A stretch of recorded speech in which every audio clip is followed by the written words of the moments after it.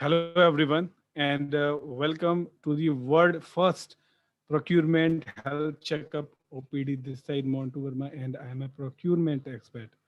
I hope you all are safe and sound, and I also hope your family are fine with you. And dear friends, before we start today's session, can you please let me know whether am I audible or not?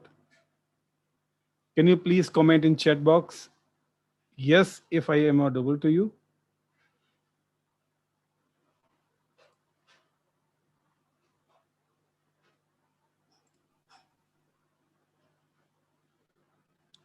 Thank you for your confirmation.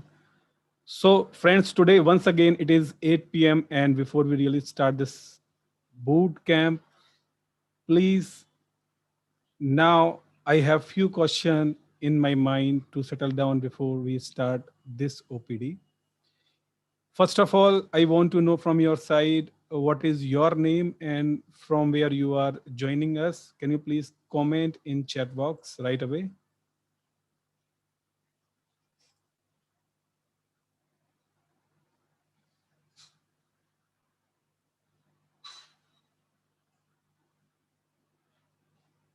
So, welcome Bhupendra from Pune and welcome Satish Chandra from Lucknow,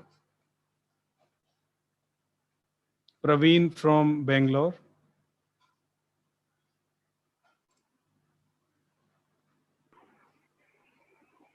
Thank you for joining us. Now, I will take you in a poll.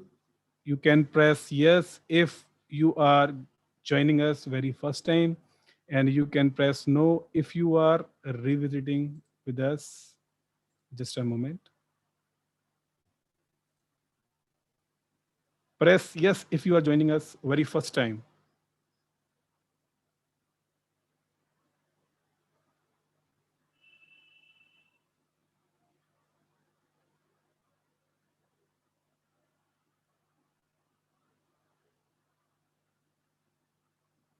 So 50-50.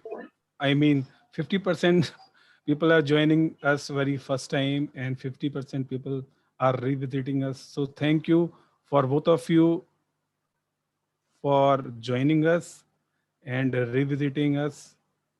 And now you might have a question from my side that Montu, how much time we are going to invest in today's session. So the answer of this question is we are going to invest only 55 minutes in this word first health checkup OPD. And to avoid disturbance during the session or during the conversation with procurement doctor, I am going to mute all of you. And in case if you want to ask or you want to consult any question, then you can comment, unmute me in chat box.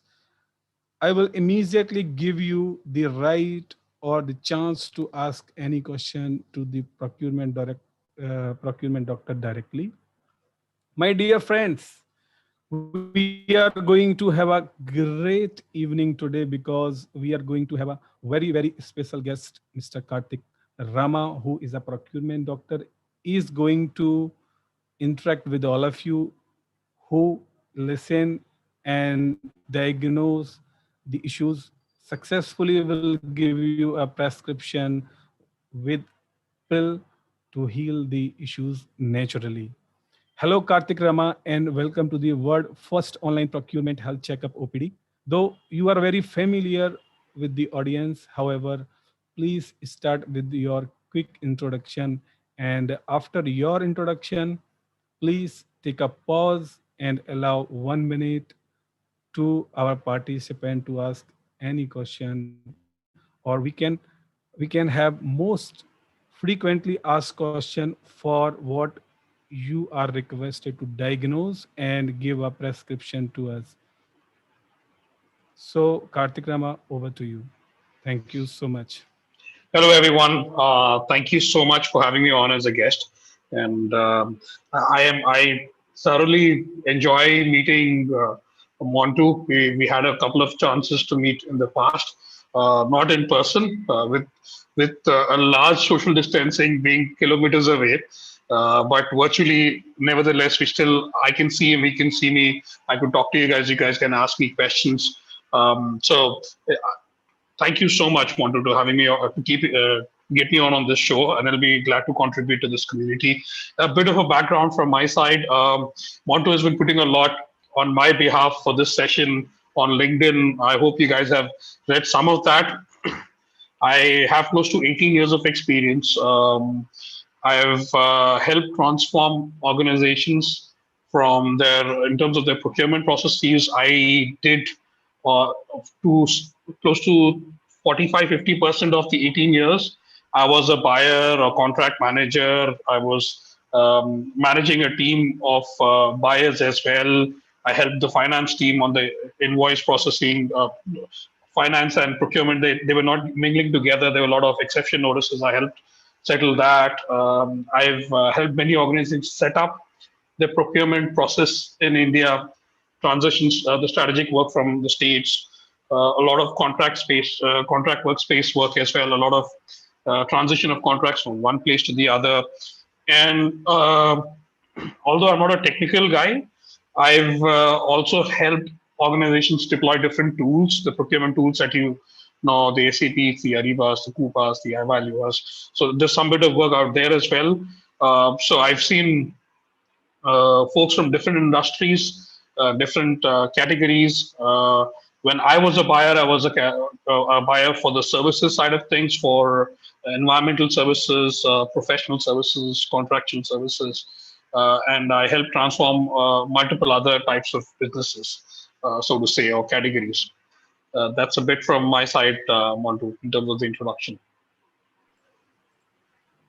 Thank you, Karthik. And dear participants, please comment your question in chat box, or you can write directly to me to unmute.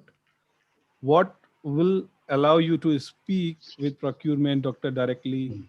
So procurement doctor, I will request you to take a pause for a single minute. Then Sure. we will start with the most frequently asked question. Okay.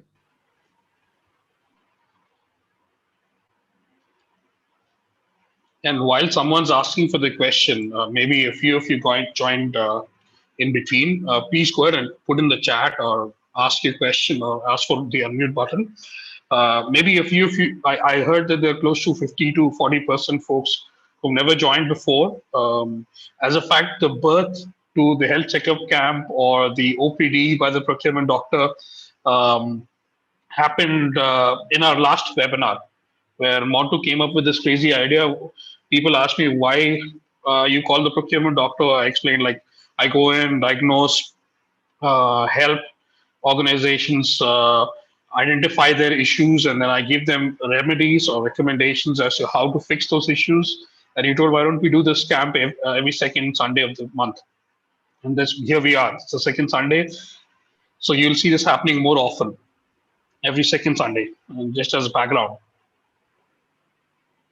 Absolutely, Karthik. So we have one question in chat box from Ranjan Nayak, who is asking that what is the difference between purchase and procurement?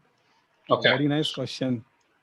Yeah, Ranjan, thank you for joining us and thank you for asking the question. Over to you, Karthik. So Ranjan, that's like a googly man. That's a carom ball from Ashwin. From Ashwin, as a fact, because if you look at it, these words are used differently in different regions, different organizations, or it's defined as per the policy within an organization.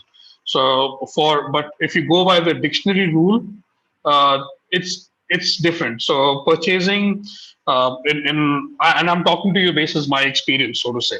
So purchasing, procurement, sourcing. So that's the level of transition that they look at most of these organizations. And this is pure my view. If you look at Google, it will show a different answer for sure. But according to me, purchasing is more so your end user could do the purchasing himself if he'd like to. They don't need procurement's help. And then if you look at procurement, it's a particular function that should be utilized, right? Although the meaning, I'm talking from us as the procurement community. So procurement could be a function by itself. Uh, so that's where I see a difference between these two aspects from our industry, so to say. And I think there's another question. What is the growth in procurement person or a buyer as the career? Thank you, Saurav. I see that you, and Ranjan, does that help? Let me know if it does in the chat as a yes or no. Wonderful. Thank you so much, Ranjan. And I'll take up the next question. So let me read it out. What is growth in procurement person or buyer as a career? So you want to see what are the different career paths that you have, right? Whether it's lucrative or it makes sense for you to still say stay in procurement versus not. I'll give you a little bit of story of mine. How I got into procurement. I so I started off in.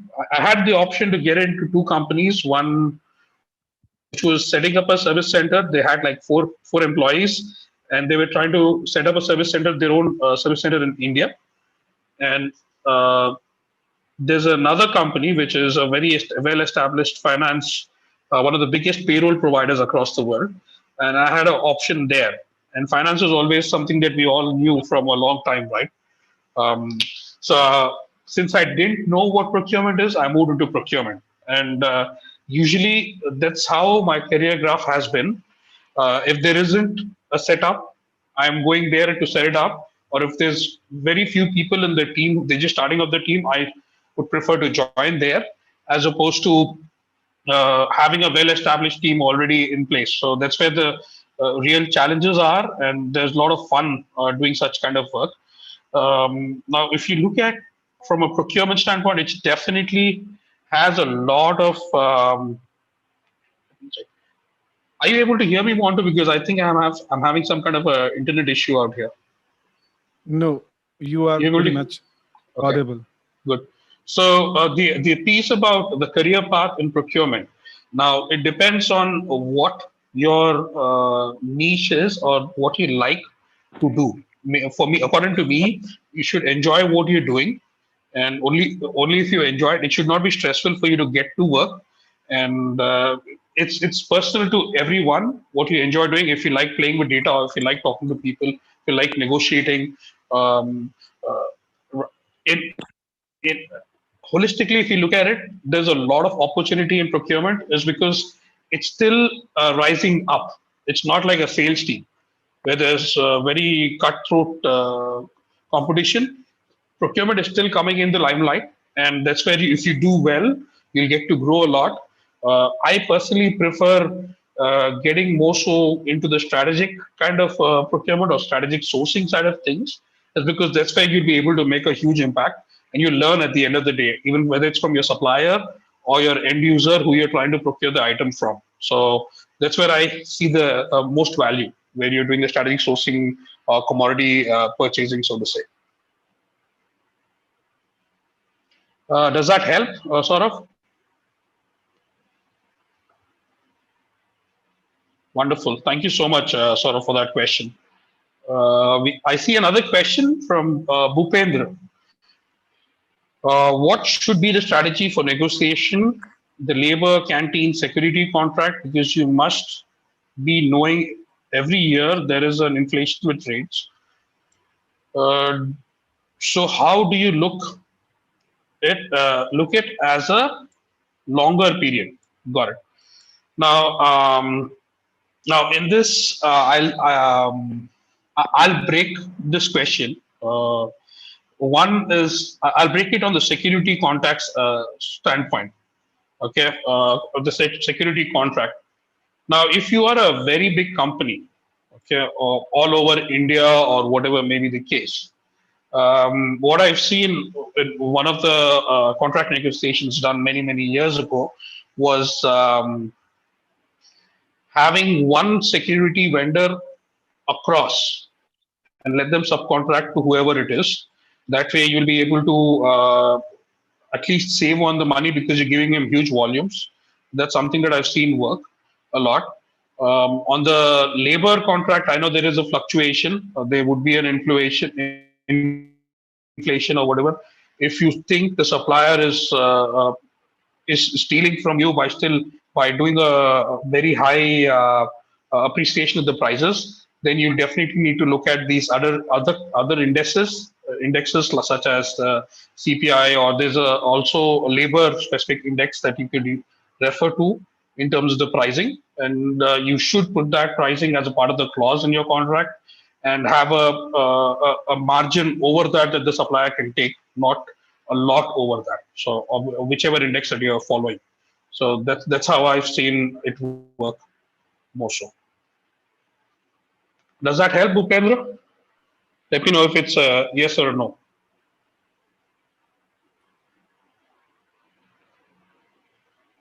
Thank you, Bhupendra. Thanks for the confirmation. A lot of questions, man. Thank you so much for being so interactive. I see the next question from Jay. You're welcome, Jay. And thank you for asking the question. Um, what are the further impacts on procurement that are expected due to pre-pandemic situation? Okay, yeah, that's a favorite one, right? These days, you have a lot of those people. They're saying that procurement's image has emerged after the pandemic, thanks to PPE kits that had to be procured by a lot of these organizations. So people definitely see the value of procurement. If they didn't care enough for procurement, they started caring right now. And we also, as procurement, have understood how tidy we should keep our house, or our tools or databases that we have. Uh, for instance, all that pricing, all those contracts that you had never looked at, or you only look at it just before they get expired, or those open POs. All this gets all the more important to ensure that you're managing it the right way, right? And on the re-pandemic situation is definitely we'll have to look at not just um, uh, in outsourcing suppliers from China, or suppliers from Russia or some other part of the world. We'll have to also look at local suppliers who are capable of producing that kind of a commodity or the purchase that you're trying to do. Maybe split the purchase by a certain percentile, or have ensure that you have talk to your business, the end users or the business owners, to have enough stock in place if you're looking at it from a pure direct purchase standpoint. I see Jay has unmuted himself. Jay, did you have something to say? No. I'm listening you, and it's really helping me. Yeah. Yeah. Thanks. Did that help, Jay, or did you have any other follow up questions on that? No, it's helping me. Awesome. Thank Yeah. you so much for that question, man. Yeah. I have Prakash Joshi, and as a buyer, upcountry market is slow. Consumer durable items, China and other countries. What is the aspect for future growth? Means job will be available, or when will the market be stable? Okay, Prakash, I need you to come off mute and try and explain this question a little more, man, because I'm really not able to understand this particular one. What are we trying to get to here?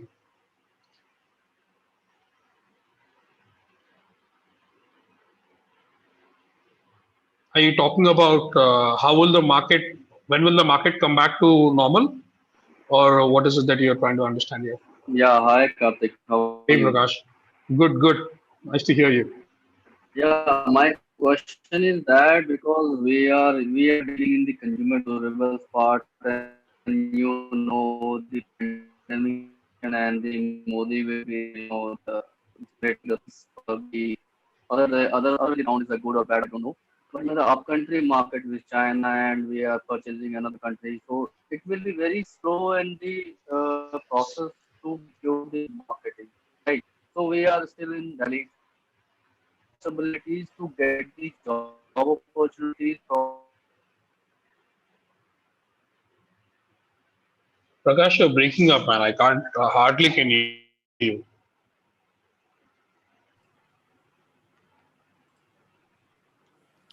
Hi, Prakash, and thank you for joining us. And thank you so much for asking the question. But you are losing your connection. Can you please say again what exactly you want to know? We can take a pause, no problem.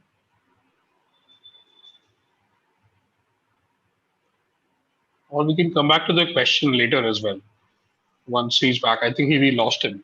He's not on the WebEx or Zoom. Sorry, too many conference tools No that I problem. use. Yes, Okay. absolutely. No problem. I think we have From another question. yes, manage import procurement. Go ahead, Montu. I'm sorry. Yes. So next question from Survi is how to manage import procurement for volatile commodities since every next day pricing is increasing. Thank you, Survi, for joining us and asking the question. That's a tough one, Shurabhi, and thanks for asking the question. I think I'm glad that we have some female participation as well. In the last two webinars, I hardly found any female participants. So thank you for joining. The more you guys join, the better. That's because we want to understand all sides of the coin. And so let me look at the question once more. So you're asking out here a lot of questions. Let me. Where we go? How to manage import procurement for volatile commodities since every next day the pricing is increasing. Okay. So when you say volatile commodities out here, Surabhi, you mean commodities such as gold, silver, or any kind of chemical-based things? Is that what you're referring to out here? Yeah, yes. Paper, Yes, packaging. yes. PVC. Yeah, yeah. PVC. Okay, Yeah, yeah. got it. Got it. Basically, print films on PVC Yeah, products, yeah, PP chips. yeah. Painful, right? Very painful process to manage Yeah, them. it's very painful to manage. Yeah. So I'll tell you what worked for me, right? And I myself personally have never purchased that commodity, but I worked on a project with one of my colleagues. As a fact, my wife worked on this. She used to work for raw materials, energy, and packaging. So I remember her pains of how to enter all the pricing on every other day on into the ERP, just so that the invoice doesn't get rejected and so on and so forth. And they had this very tedious process of managing the prices between the buying organization and the supplier or multiple suppliers. So we so one thing that's helped out there is to have we had worked on something called a standard pricing template. Okay, and this was old school back in the day, maybe in 2010 or 12. What we had done is we created a macro based spreadsheet which had the pricing for whatever history that you had, and you're trying to look at if there is accurate. And the contracts, in the contracts there's a clause of a specific percentile of variation that you can accommodate to over basis the calculation you've done in the last 6 months, however the pricing was. And if there's a ridiculously exceptional case where the pricing is too high from that, only then the supplier comes back for us with a price change. So that's how they had managed it, and they had a lot of trouble in managing the pricing itself. So I had worked with them on a project in terms of bringing a standard pricing template, which all the suppliers use. They fill it in the same way. It's not their spreadsheet that we're using. It's our particular macro-enabled spreadsheet, which will gather the historical pricing for that particular volatile commodity. So these are the two things that I've done in the past. I hope it might help you by some extent, Surabhi. Then I think I should learn that macros from you so that I can do the same. Yeah, macro is a simple thing. You could just you have a lot of YouTube tutorials as well as in Excel itself. You'll be able to do a lot of stuff. So you just That I know the templates which you made. I'm yeah, talking about that. If you can share or if you can like explain sure, it bit more, sure. We it could would do be that. Take that helpful. offline, Surabhi, for sure. Sure, sure. I'll Thank you create so a much. sample. That was like 8 years ago. I'll try to create a sample and show you what was done. Sure, sure, sir. Thank you. Thank you. Thank you for the question. So, Sravi, are you joining us first time or you are revisiting us? Sir, last to last Sunday also I've joined. Awesome. So this is my second Thank time you I've for joined. joining us, Surbi, and that's great. So, and do not forget to comment about your experience on our social media. Thank you for Sure, sir. joining. Sure, sure.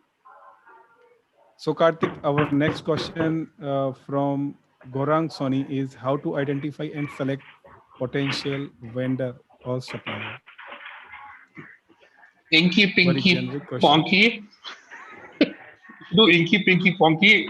Whichever guy wears the red shirt, if you like red shirt, that's the easiest way to select the supplier. I think a lot of people do that as well. So, so I'm glad that you're putting in thought in it, Gaurang, of that you pick the right supplier, right, to identify it as well. I know a lot of us do a lot of Google search. या चाचा का या ताया का लड़के का पहचान वाला supplier that you would go with, right? Or someone that your a relative, someone that you have reference of, you go with, or you straight go with the end user saying that he's saying, I like this supplier. I brought my cables from him the last time. I want to buy from him itself. So there's little to no thought put around this, but I'm glad that you are putting thought and are asking this question. There are a couple of ways, depending on what you want to buy and how much you want to buy, whether you're going to buy from him too often or it's just a one-time buy.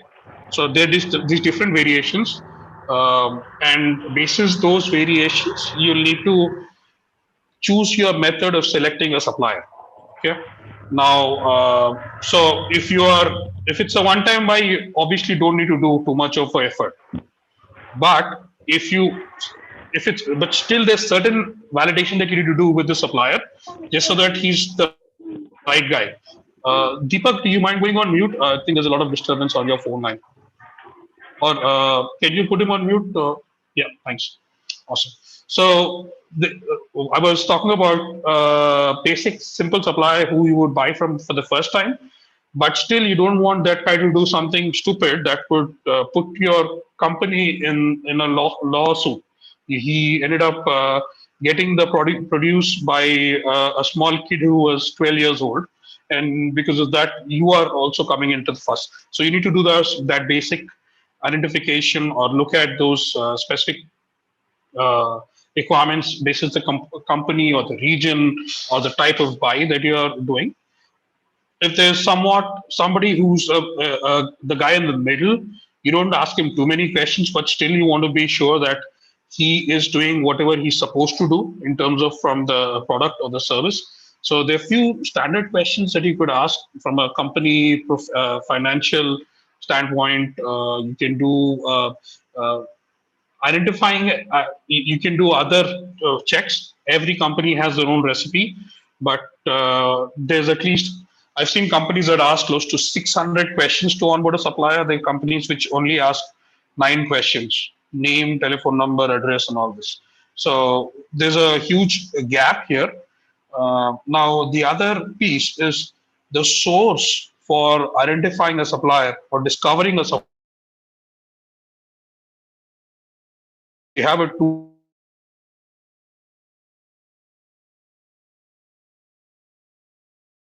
called go in and identify the right supplier. And this is what I've seen. So you basically attack the supplier identification basis 2 or 3 based years, depending on what kind of purchase that you're doing. And you will manage the supplier thereafter, depending on the classification you give in that supplier. Does that help? Gaurang?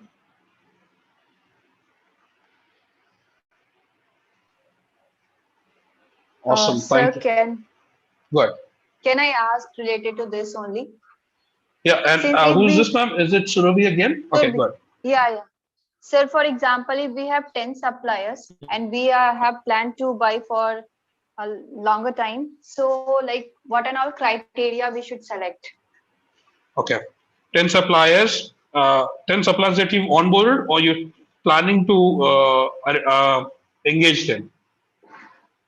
Yeah, I want to finalize like which supplier I should select among all those 10 suppliers. Okay, and it's a long-term relationship Yeah, a long-term relationship. that you plan to do. Okay. So what I was talking about is idealistically a supplier management program, okay, that your company needs to have on what type of suppliers need to go in what, how they need to be managed or how they need to be onboarded.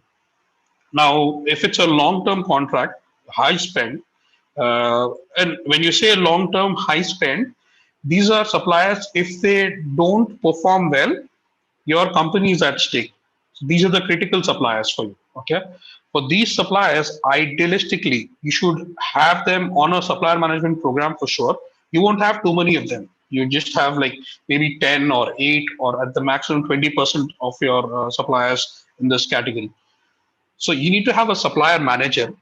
You know what a supplier manager does?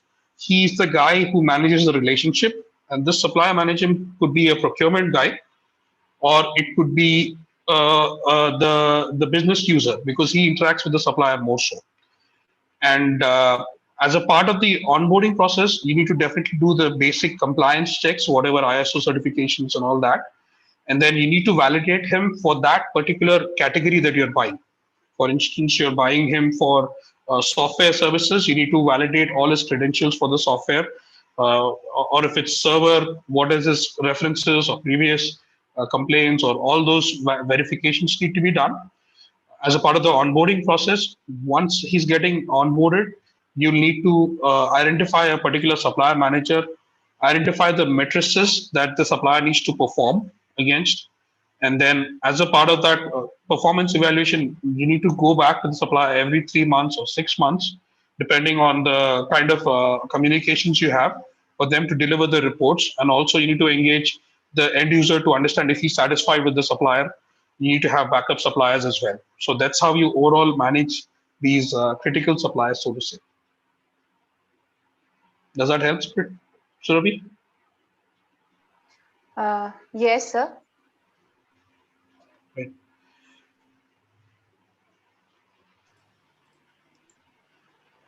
Let's look at the next question.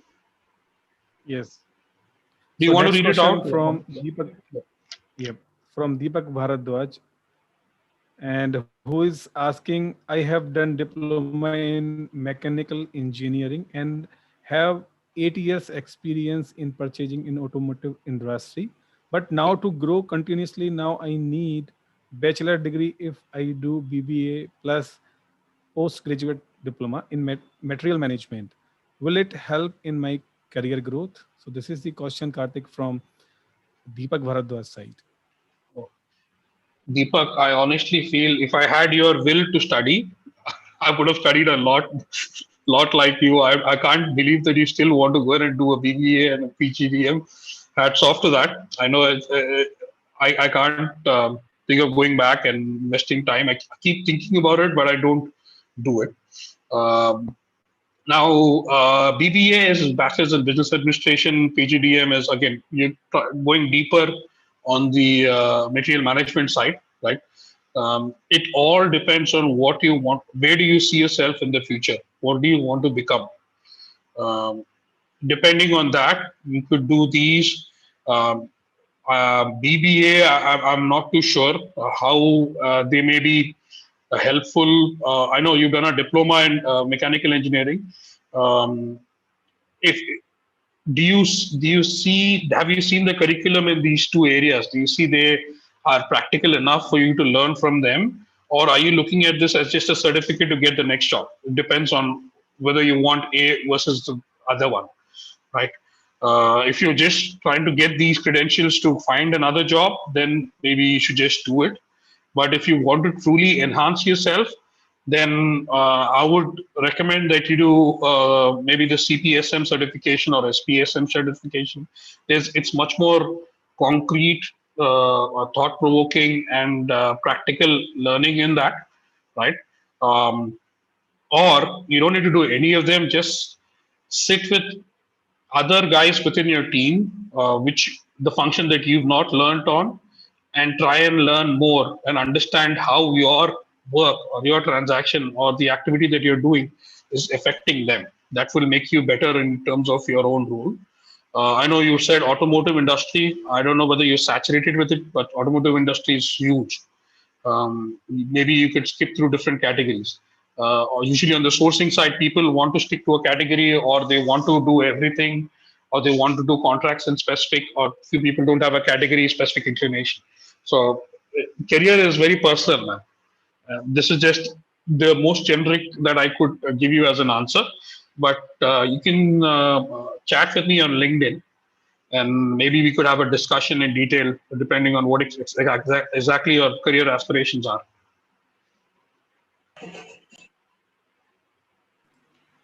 Does that help, Deepak?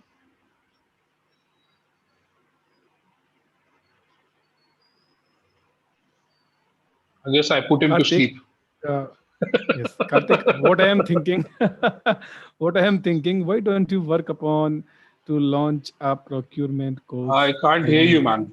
can, am I audible, Karthik, now? I can hear you now. Yeah, I think So it's my internet. I am trying, yes, I'm trying to say, why can't you think upon to launch a procurement course? It will really help us for our audience. I wish I had the time, man. But I definitely want to write a white paper at least, or a book. That's what my goal is. But I need to get much more white daddy before I do that. It's a Oh, lot of that's work, great. a lot of planning. But yeah, we can think of it for sure. By the way, you are looking very smart today. Thank you. And Karthik, the next question from Bhupendra is looking at AI and BI. Mhm. Do you feel the physical buying activity like procurement manager or down the line team will go on in upcoming few years? So, Bhupendra, I want to know what do we understand by AI and BI? I want to know Yeah, from your hi. side only. Yeah, hi. AI means artificial intelligence, and BI is for business intelligence. So you must Okay, be knowing that that's the great. world is growing fastly with some intelligence Mhm. programs. So I just wanted to have some views on the procurement activities. If the physical activity will carry forward for next few years, or it will be done through directly artificial intelligence. I'll send you a video, man. You can go through that video, and you'll have all the answers there. Two videos, as a fact, that I had put a couple of years ago, but I'll talk to it as well. Okay, I'm just trying to find the video. I'll put it on the chat window. No Okay, issue.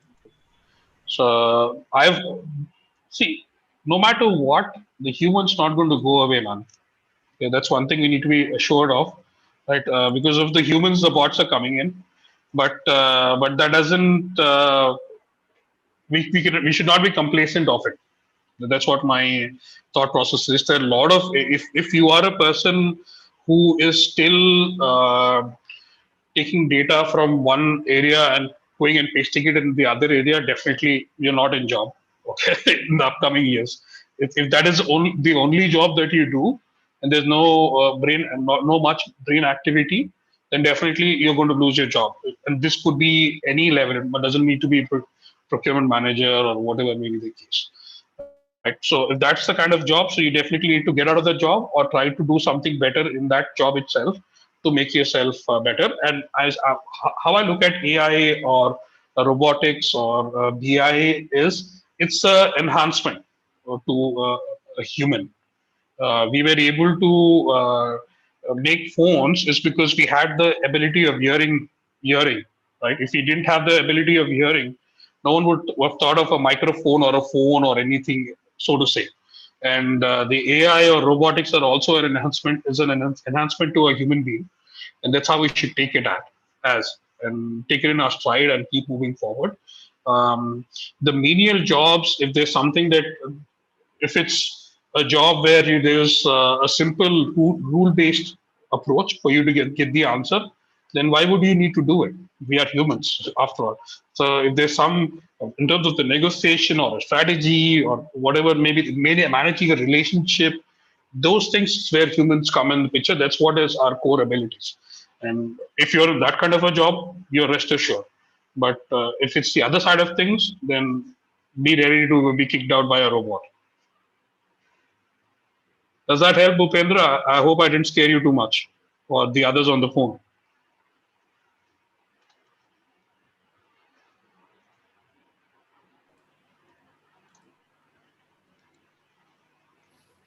I think, Karthik, there is a great myth in procurement that every procurement professional is thinking that AI will replace the procurement Uh, job. Not at all. So that's what I'm saying. Depending on what are you doing, it's not just procurement. It could be anything, as a fact. So it can't replace it completely. That's a given, right? Yes. So as per my understanding, uh, let us take example of a boat. If a boat is here and we need a driver to drive a boat, so this is the fine example. If AI is coming in procurement domain, then we required a procurement expert who can drive the AI tool also. So as per my experience or as per my knowledge, it will really generate a lot of jobs in procurement domain. So we Yeah. need to enhance our knowledge. We need to Skill for enhance sure. ourselves. In my career, right, I had That's great. two bots that I've deployed. Okay, and the bots, what the bots were doing, bots meaning two robots that are deployed out of Blue Prism. What the bots were doing is taking a spreadsheet from a shared drive and putting it in your tool, procurement tool, and going and looking at the details in the in the workspace or in the sourcing workspace, taking the deal value, pasting Mhm. it in there. So this is the work that it was doing, and then it was converting it to PDF and then publishing it for approval. So that's the work that bot is doing. So it's better off that it's doing that work, and you are able to do something more strategic. But definitely, we'll need to improve our skill set, learn, be a little more tech savvy if you aren't as yet. Regardless, you don't need to do an engineering degree for it. I'm not an engineer, but I deployed two bots. So you just need to have that will and the willingness to learn. Nothing else. And Absolutely right, Karthik. I see Yes. Mahesh Narayan, an old friend of mine, raised his hand. Go ahead, Mahesh. Hey Karthik, how are you? Hey, good. Nice to see you on, man. Pleasure is mine, and I'm very proud of you, Karthik. When I see what you have achieved in the last few years, Thank I you. think this is my first session which I'm attending of yours, but I see an enormous knowledge coming out. Thank you. So thank you. I have two questions, Karthik. Okay, which I keep on getting from a lot of newcomers. There are a lot of interns, that join Siemens. Okay, and everybody has one single question, especially the freshers, okay, who are still studying or like who are doing an intern with us. What takes them to become a procurement analyst or a procurement functional consultant in the future? Okay. Okay, So so is it anything which is there any kind of SOP which they are supposed to follow? Okay, see, because I have one person who is in my family who is still studying and wants to become a procurement guy. oh So, wow. what is your best practice that you would recommend for them? That is question number one. And question number two, what is the impact or what do you foresee the impact of blockchain in supply chain? Wow. Yeah. Two wonderful questions. And thanks. Nice to hear you, Mahesh. The first one, right? A young guy who's enthusiastic and wants to know what he needs to do. He needs to do the right stuff to move forward in his career, right? For somebody who's interning, right? And You want to look at kind of a recipe card for folks, right? Anyone Mm-hmm. who's in procurement, what ideally you should do. And me personally, I don't see one size fits all out here, but I'll tell you what works best, or I'll give you the generic things that have worked for most folks that I've been with, or what has worked for me in person. But each one has a specific skill set, right? Or specific liking towards the work. For me, work is something, it shouldn't be like you've been sent to school. Mm-hmm. The day you start feeling that way, that means something is wrong. So you need to reevaluate yourself, and that's what keeps you going, right? Now, there could be a multitude of things for that, but for a fresher, somebody who wants to learn procurement, they need to first, if they want to get the basics right, there's a lot of content, a lot of creators out there that I can recommend them that they need to follow. People who do a lot of good work. There's specific people for specific kind of areas in procurement or sourcing. Okay, so we could definitely, that's the free and easy option out, because a lot of the new guys are very tech savvy. They like to listen to stuff or listen to podcast as opposed to reading a book. So that is the easiest way that I've seen forward. Um, from a business, if you want to become a business consultant, it is very, within procurement, it's very key that you need to have at least somewhat knowledge of different industries. For instance, if you want to become a business consultant, you can't say I want to be just a IT specialist, IT commodity expert. So you'll have to break that myth and try to move into different areas. You'll also have to gain some bit of experience on the technology side, which procurement tools are available out there, is because these both go hand in hand.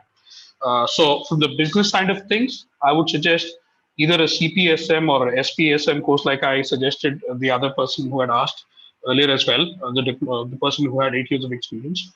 And they're young because they're interns, so they may as well do something like a course from IIM Lucknow or Noida, wherever it is, on particular subjects within, it's a 3 month or 6 month course certification. It'll definitely bring value to your profile. That's a given, but it enhances you as an individual as well. You'll learn. And for me personally, the most free source was interacting with people like you and everybody else on this phone, or people who I've seen who has a deep experience. Talk to them about my issues or what are they doing. That's what has helped me a lot all through my career. And you know how talky I get, Mahesh, even when I'm working in a company as well. So that's what has helped me. Uh, I agree. Honestly, that's what learning from other people's problems or how they do their job, that's what has helped me grow over the years. Does that help, Mahesh? Can we move on to the next question on the Yes, blockchain piece? yes, Karthik. And I have a suggestion. Mhm. Can I make a suggestion here? Yeah, sure. Okay. Is there any possibility, or do you think in future you can plan some session for those kind of audience as well? Do you have any plans in mind where Yeah, that's they something that can? Sorry. we can talk to Montu. Montu is the guy out here. So Right. Hello, So I think you Mahesh. answered my How are you question. doing? Thank you, Yeah. Karthik. So you can move to the second one. yeah, so you want one session specifically for the internship of the guys who are just trying to get into No, not procurement, for right? one-on-one. Not Yeah, not not a one-on-one. a I'm similar just webinar. talking.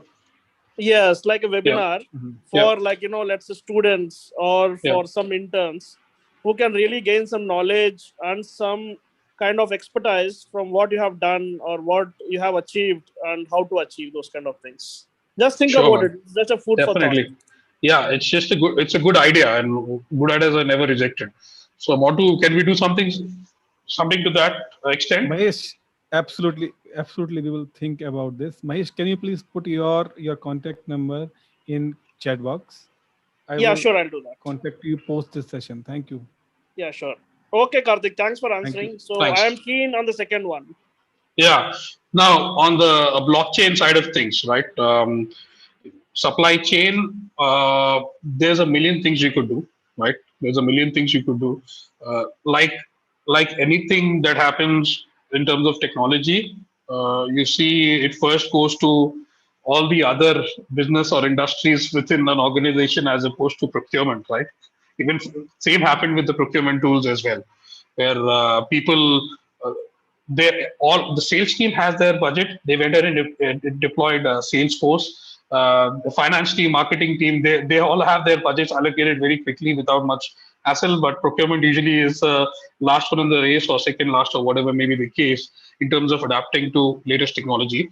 And that's where I see a problem in terms of quickly maturing the blockchain use cases for procurement or supply chain in particular. But there are a lot of things that you could do out there. One is smart contracts for sure, where you can look at the digital contract management out there, pure digital, not the DocuSign stuff, so to say. A lot of the regulatory requirements, a lot of the compliance requirements, having a single source of the supplier digital identity is another great value that you could see, is because all of supply chain procurement, it's the core fundamental thing is the suppliers that you need to have a good, valid, verified, trusted supplier database. And that's where I see blockchain as another very good system. I'm jumping the gun, but I foresee, if not now, in the far in the future, blockchain would replace the ERPs, so to say. So, but it's going to take a long time, as I said, because procurement of supply chain isn't looked after as much as it should be. Got it, Karthik. Yeah. Thank you so much, man. Thank you so much. Nice to hear you. Thank you, Karthik. And next question is from Saurabh Upadhyay. I think this is the best one. How to understand the best negotiation have been made being buyer? What a great question from Saurabh Upadhyay. How to understand the best negotiation?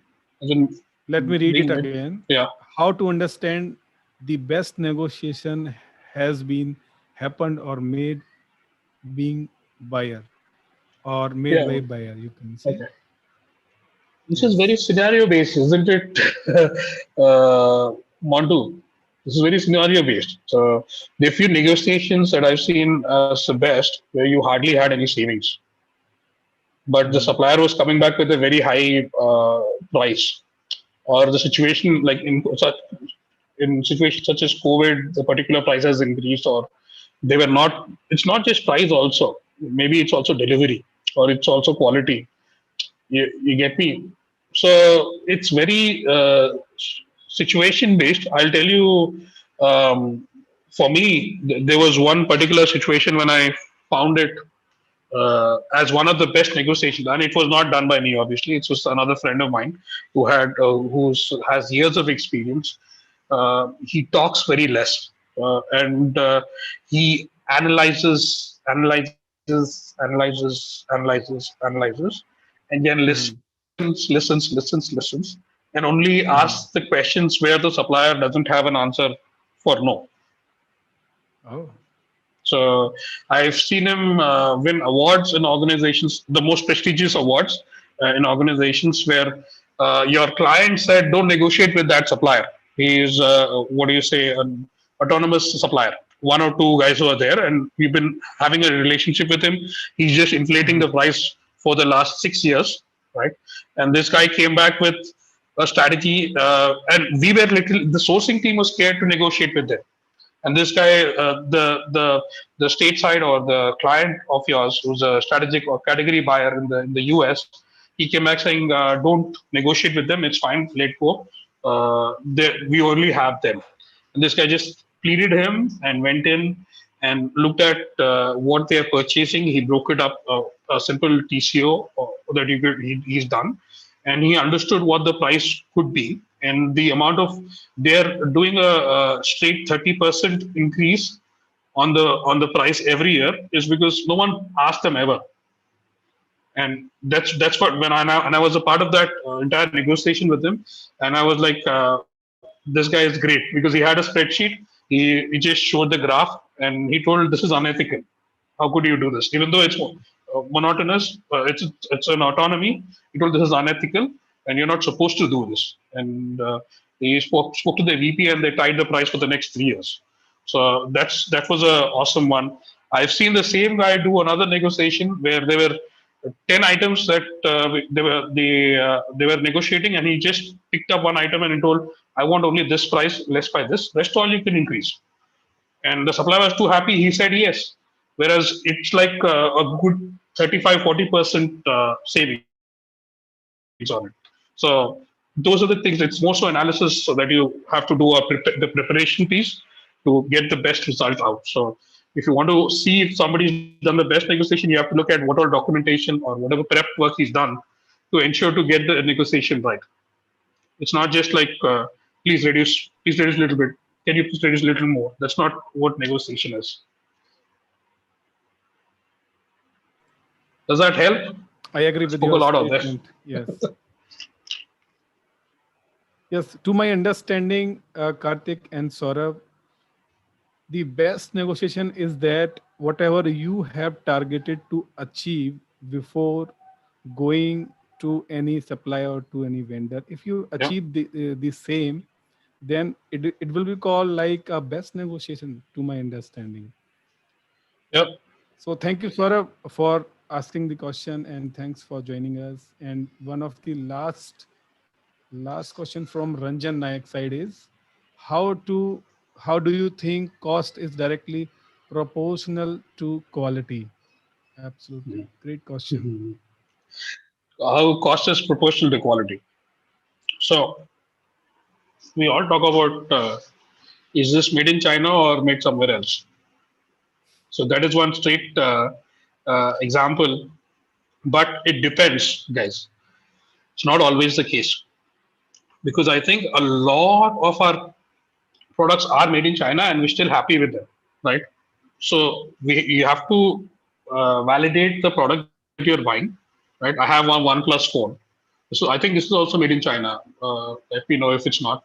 But I've never used any other phone apart from OnePlus in the last 8-9 years. So that's the way. That's the quality. Because so I've used it, I've liked it, and I'm continuing to use it, right? So the same applies to whatever that you're looking at in terms of the product or the item that you're purchasing on the procurement side. If you are doing it for the first time, you need to ensure that you have enough expertise in that particular commodity or category, or bring in the people who have that expertise to validate that product if you're able to pull in a sample. If it's a service, you have to ensure that uh, you are looking at bringing in references for that supplier, just so that you know that he can do the job for you. So that's what I see out here. Thanks, Ranjan, for asking that question.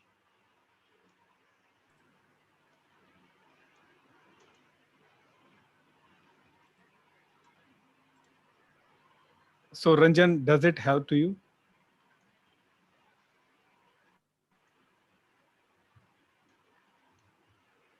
Anand is raising hand. Yes, please go ahead, Anand, and ask question. Yeah. Hi, Karthik. Session Hey, is Anand. going very great. Okay. Thank you. We are getting very much knowledge with this. Okay. I'm glad. The good point was you have mentioned that we should be in touch with procurement people from different industries, which will enrich the procurement knowledge. Okay. Yeah. That is great point actually. That is a best learning. One more thing I would like to ask. As I have also from the procurement field, I feel in manufacturing some industries, the people give the less importance for the procurement as compared to the sales or marketing. So there is some because they believe on the sales people are bringing the revenue Yeah. and all. But why this is, and what's your view on this actually? Because we are the people also very important for the industries, mainly like for the procurement of materials, services and all. So what's your view on this? So there is it's been historical, Anand. It's historical, or historically it's been that way. Okay. And it's taking a while for it to change. For instance, there wasn't until Peter Karglik, who brought the strategy to procurement, so to say, until he brought in that, no one cared about procurement. Even procurement people didn't care about procurement. A lot in the when if there's somebody who's not performing in any other department, they would be transferred to procurement. Before, instead of kicking them out, they would be transferred to procurement. I did projects in Japan where I was trying to deploy a procurement tool, and when I went there, they brought in each person from each department who was an admin, and their work was just to, and it's Japan, man, almost the second biggest spend in terms of the world in most companies, right? If you're an international company, US or whatever, it's the second biggest spend. And I had to teach them what strategic sourcing is, because they only cared about the PO has come, the invoice has gone. That's all they cared. So this is what a tradition has been. Now we need big leaders from the procurement side, where somebody has a seat at a table, at a executive team like the board of directors or whatever. We need someone who becomes a CPO. The CPO becomes a CEO. In my lifespan, I've hardly ever heard that happen. I just heard it once. That too, I didn't meet the person. I heard it on a post that someone put it. Right. And even the CPOs or procurement, they have to become very strategic in nature. We can't just do, this is what my work is, this is what I'll do. We'll have to talk the language of finance, because the CEOs usually understand finance. We talk category, we talk spend, we talk all this. We have to show them the value of procurement on a balance sheet. Because there's a huge communication gap out there. And there's a lot of upliftment from our side as well. And there's a little bit of negligence provided by all the companies as well over the years, and that's it's like it's hard to come out of it unless you have big transformational changes within your organization or in the people. It's a change management, so to say. Great. Thanks. Thank you for that question, man. It's a very good question. Thanks. Thank you. So dear participant, I want to take you on poll section. I'm going to launch a question for you. So here we go. So the question is, being a procurement professional, are you feeling stressed in your everyday work?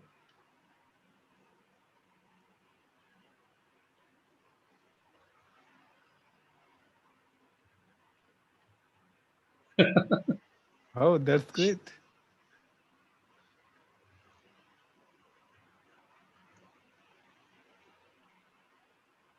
Yeah. 46 opinions are changing.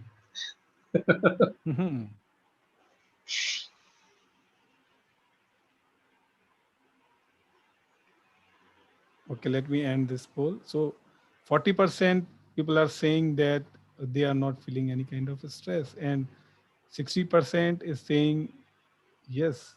They like what they do. Yes. No problem. So Karthik, can you please share a point or a experience from your side, that what is the great stress buster you can share with our audience in procurement domain? Yeah.